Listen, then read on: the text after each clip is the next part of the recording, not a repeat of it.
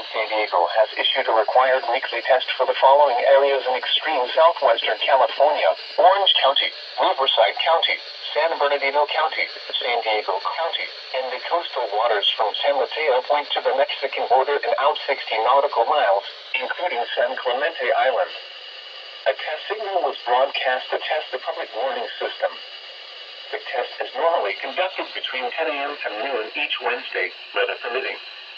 The signal was also used to test the activation and emergency readiness of the Skywallen network of radio operators.